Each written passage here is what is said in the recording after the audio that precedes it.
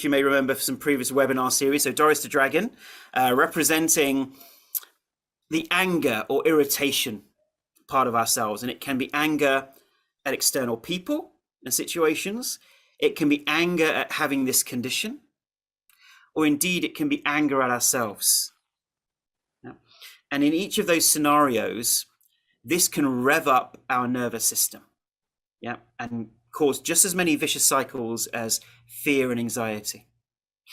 And anger can be quite subtle, because sometimes with anger and also fear, these patterns become normalized. So we think they're perfectly normal because that's how we've always felt. And it's becoming more acutely attuned into our nervous system and how these anger reactions are revving us up and then beginning to let go. And Chris says, is Doris actually a protector part? Absolutely. Each of our emotions, as bizarre as they may seem in certain situations, are there to protect us or to warn us. So all parts are protecting us or warning us. Even warning is a form of protection, essentially. And therefore, anger serves a purpose. There's nothing wrong with anger, by the way. As a response, as a reaction, there's nothing wrong, in inverted commas, with anger. We don't judge ourselves for anger. The challenge is, how quickly do you recover from an anger reaction? That's what we're changing here. So we respond to a situation with anger. In that moment, it's serving a purpose.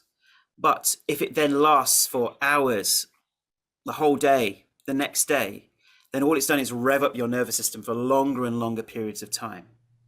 So that's where we look to retrain these responses using these types of tools so we can recover from anger. Anger isn't the issue. It's how much has it taken you away from your center. And I think like pure emotions, when they're just being felt through the body, they don't last very long. It's if there's thoughts about them, sort of dwelling in them in an unhealthy way, that will then perpetuate it. Yes. And I had an experience with anger, though, that I really needed to also, I had a lot of repressed anger that I think was connected to chronic fatigue in some way as well. So I had to find ways to let it through in a healthy way, in a therapeutic way. So that might be relevant to some people here, I think, particularly with chronic fatigue, and particularly maybe women often.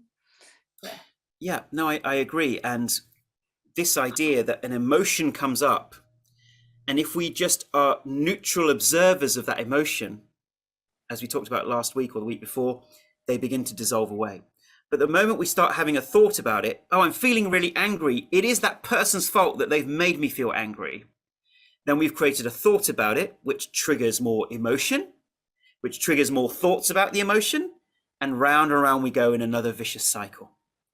And the purpose of Soften and Flow and retraining and talking to the angry part of us is to calm down that vicious cycle and eventually, once again, break the circuit, break the loop. Then the whole system can begin